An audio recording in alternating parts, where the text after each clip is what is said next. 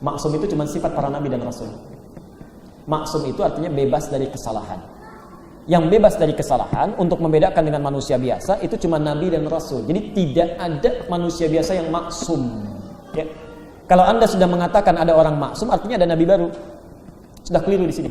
Ustadz Alim ini sangat keberatan jika ada orang maksum setelah Nabi. Bahkan dia mengatakan keyakinan tersebut merupakan kesalahan atau keliru. Sekarang mari kita lihat siapa di antara orang yang keliru di hadapan Ustadz Alim tersebut. Dalam kitab Fathul Bari, karya Ibn Hajar Al-Asqalani, salah satu ulama Ahlus Sunnah, jilid 11, yang diterbitkan oleh Ar-Risalah Al-Alamiyah, cetakan pertama tahun 2013, halaman 89. Ibn Hajar berkata, tidaklah melazimkan dari hal tersebut ditetapkan maksum baginya, yaitu bagi Umar bin Khattab. Karena kemaksuman itu wajib ada bagi seorang nabi dan dimungkinkan ada pada selainnya. Kami tegaskan, kemaksuman dimungkinkan ada pada selain nabi.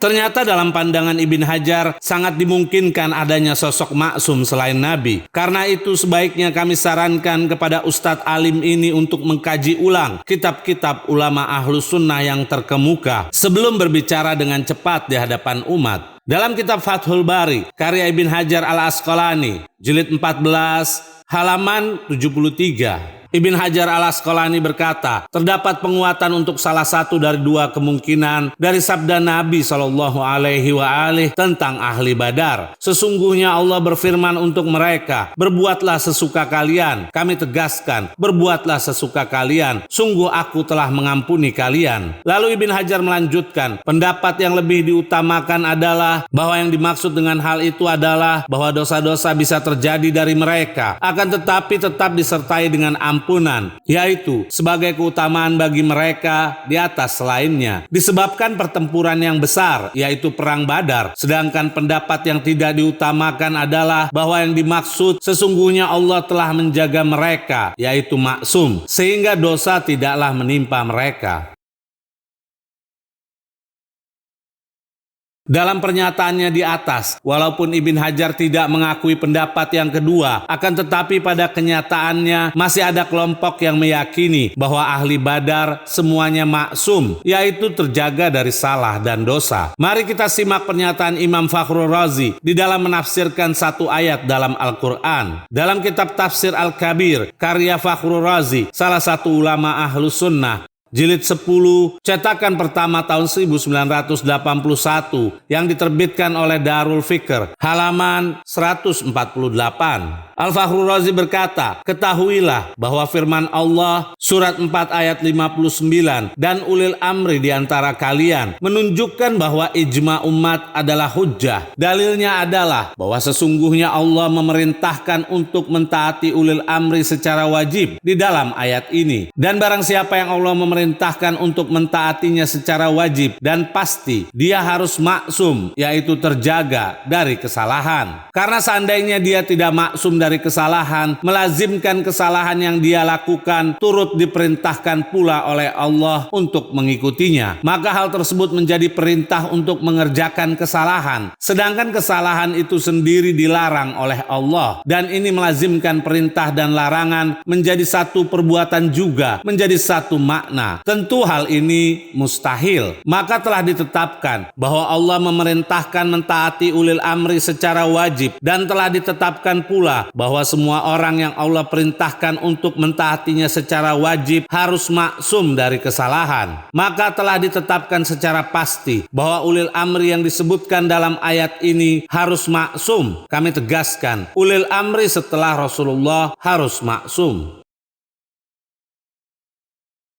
Lagi-lagi ulama terkemuka Ahlus Sunnah, yaitu Fakhrul Razi, dalam pandangan Ustadz Alim ini telah melakukan kekeliruan karena meyakini adanya maksum setelah Nabi. Sekarang mari kita simak contoh sosok yang dikatakan maksum setelah Rasulullah dalam pandangan Imam As-San'ani, yang pastinya keilmuan beliau dibandingkan Ustadz Alim ini antara Masyrik dan Maghrib. Dalam kitab At-Tanwir Syarah Al-Jami As-Saghir, karya As-San'ani, salah satu ulama Ahlus Sunnah, jilid 7, yang diterbitkan oleh Maktabah Darussalam, cetakan pertama tahun 2011, halaman 334 sampai 335. Rasulullah bersabda, Ali bersama Al-Quran dan Al-Quran bersama Ali. Keduanya tidak akan pernah berpisah sampai menjumpaiku di telaga Haud. As-San'ani berkata, Ali bersama Al-Quran yaitu mengikutinya dan tidak meninggalkan perintahnya, larangannya, hikmahnya, tauladannya, pengetahuan maknanya, serta menyibukkan diri dengannya. Maka tidaklah datang perintah maupun larangan kecuali Al-Quran bersama Ali. Keduanya tidak akan berpisah, maka Ali tidaklah berbuat hal yang bertentangan dengan Al-Quran. Beliau tidaklah berpisah dengan Al-Quran, sedangkan Al-Quran tidaklah berpisah dengan orang yang menjadikannya suri tauladan, maka keduanya senantiasa bersama. Pada halaman 335, As-San'ani berkata, hadis ini termasuk dalil ismah, yaitu keterjagaan dari dosa. Kami tegaskan, hadis Nabi yang berbunyi Ali bersama Al-Quran dan Al-Quran bersama Ali merupakan dalil kemaksuman. Karena barang siapa yang tidak meninggalkan Al-Quran dan Al-Quran pun tidak meninggalkannya, dia tidaklah berbuat maksiat. Karena jika dia berbuat maksiat, maka Al-Quran pasti berpisah darinya. Sedangkan hadis ini menjadi bukti tentang tidak adanya perpisahan antara keduanya, yaitu Al-Quran dan Imam Ali. Maka hadis ini adalah dalil yang paling agung tentang keutamaan Ali dan dalil akan keilmuan beliau tentang takwil Al-Quran. Karena Al-Quran tidak akan melekat kecuali dengan orang yang mengetahui makna-maknanya. Dan telah ditetapkan bahwa Ibn Abbas adalah sahabat yang paling mengetahui takwil. Dia telah berkata, aku mengambil tafsir Al-Quran dari Ali. Dan Ad-Darqutni telah meriwayatkan bahwa Umar bertanya kepada Ali, lalu beliau menjawabnya. Setelah itu Umar berkata, aku berlindung kepada Allah saat hidup di suatu kaum. Namun Abul Hasan, yaitu Imam Ali, tidak ada di antara mereka. Hal-hal yang serupa seperti ini sangatlah banyak. Al-Bazar juga meriwayatkan dari Abu Dzar yang berkata, Rasulullah bersabda kepada Ali, barang siapa yang berpisah denganku, maka dia telah berpisah dengan Allah. Dan barang siapa yang berpisah denganmu, yaitu dengan Imam Ali, maka dia telah berpisah denganku. Al-Haythami berkata, para perawinya terpercaya.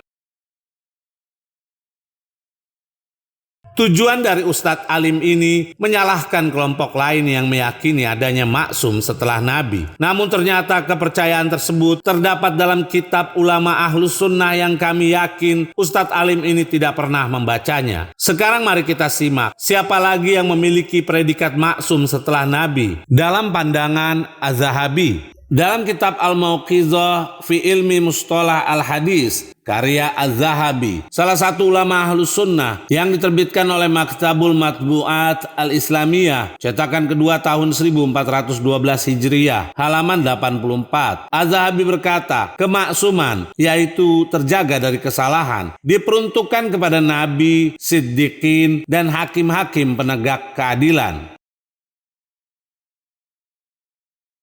Ternyata Az-Zahabi meyakini akan kemaksuman para hakim yang adil, sehingga dalam pandangan Ustadz Alim ini bahwa Imam Az-Zahabi telah melakukan kesalahan. Kami sarankan kepada Ustadz Alim ini jangan mengutak-ngatik keyakinan kelompok lain jika Anda belum menyelam sampai ke dasar pengetahuan yang Anda yakini.